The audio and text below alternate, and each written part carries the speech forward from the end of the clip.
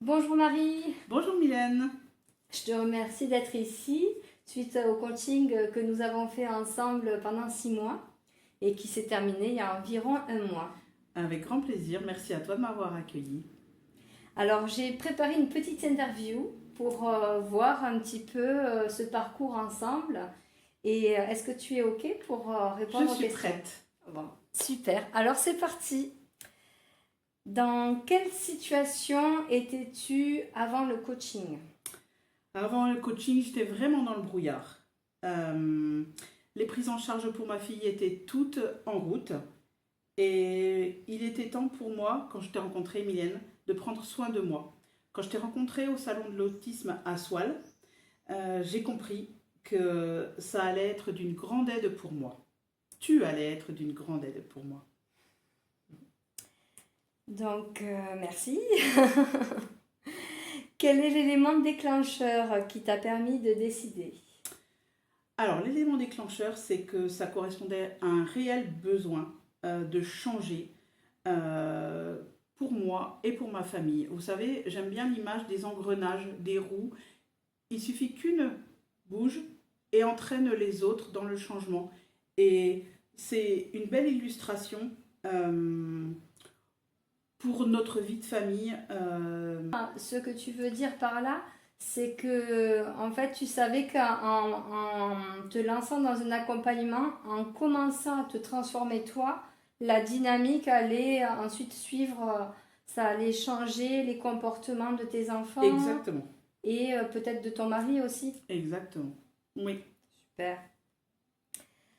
Alors, comment as-tu trouvé l'accueil dans cet accompagnement? Eh bien, je me suis sentie écoutée, non jugée et comprise. Ma parole était enfin prise en compte et jamais remise en question. Ok. Avais-tu des réserves au début sur les résultats?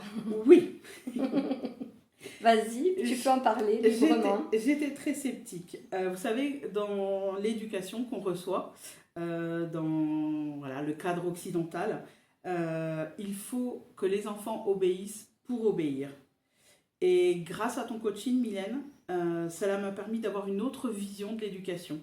Une éducation bienveillante, tout en douceur, à mon image. Parfait. Ouh, j'ai des frissons.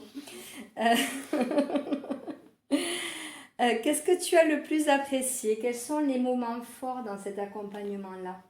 Alors, les meilleurs moments, c'était le temps d'écoute, quand on débriefait d'une séance à l'autre sur ce qui s'était passé entre les deux. Euh, les tests de personnalité ou de valeurs, où on mettait en avant les valeurs qui me correspondaient. Ça m'a permis de me situer, de mettre des mots sur ma personnalité. Et que tu aies pris le temps de m'aider à me recentrer sur moi avant de commencer la guidance parentale. Oui, c'est en effet pour moi vraiment important que le parent qui est souvent au service de l'enfant se recentre d'abord. Ce temps-là est vraiment important pour ensuite, pour s'affirmer aussi et ensuite appliquer la guidance parentale. Oui. As-tu trouvé que les défis lancés étaient à ta portée? Alors au départ, j'avais peur que les défis ne me soient pas adaptés à moi, qu'ils soient trop brusques.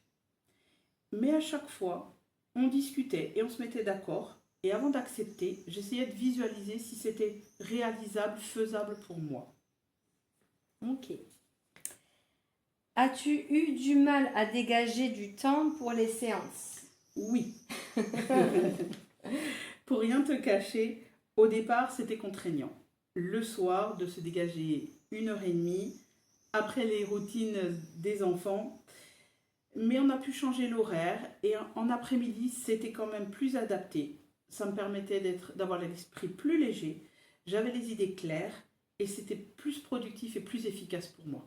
Et pourtant, tu travailles à temps plein. Oui. Merci Marie.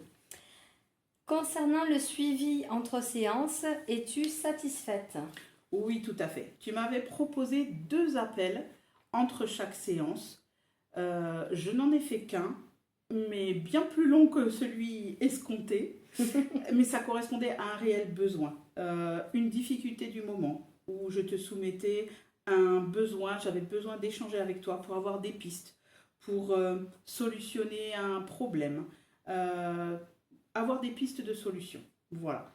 Et le compte-rendu aussi que tu fais entre chaque séance, il est alimenté chaque semaine, chaque séance, et ça permet de poser les choses, de relire à tête reposée et d'avoir les idées plus claires sur ce qu'on s'est dit.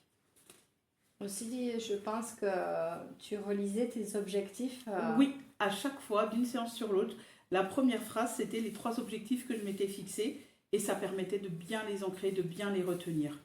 Oui, comme ça, tu as pu garder le cap jusqu'à la fin Oui, pour atteindre ces objectifs-là. oui. Dans quel état d'esprit termines-tu le coaching? Alors, tout d'abord, par rapport au recentrage sur moi, ça m'a permis de prendre conscience de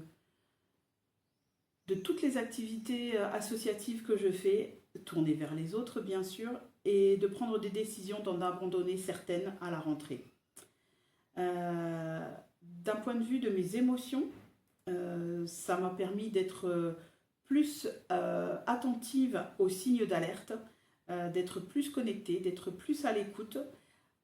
Par rapport à la posture de guidance par rapport à mes enfants, je suis une maman qui crie beaucoup moins souvent. J'ai plein d'astuces dans ma caisse à outils que tu m'as donné, Mylène, pour la mise au devoir, pour ma fille, pour savoir comment réagir par rapport à une bêtise, dédramatiser, mettre en place une routine en rentrant de l'école, prendre du recul. Et je me suis surprise à moi-même être créative et trouver des solutions, des astuces par moi-même. Et pour capter aussi l'attention de mon fils, quand il joue à des jeux vidéo, tu m'as trouvé des bonnes astuces. Rentrer en contact avec lui pour garder le lien et le dialogue.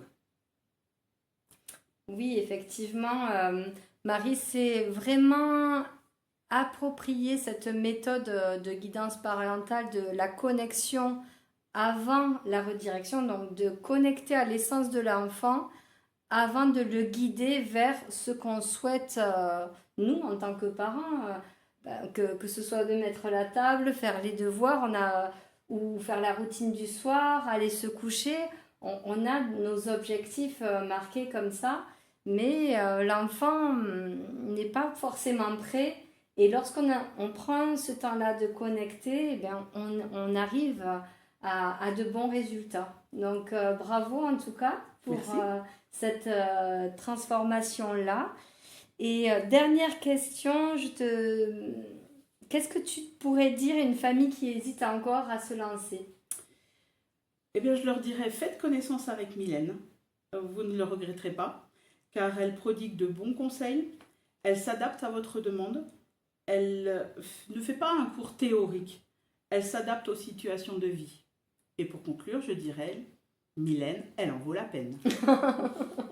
Merci beaucoup Marie pour ton temps. Merci pour ce témoignage. Ça a beaucoup de valeur pour moi. Merci beaucoup pour ta patience.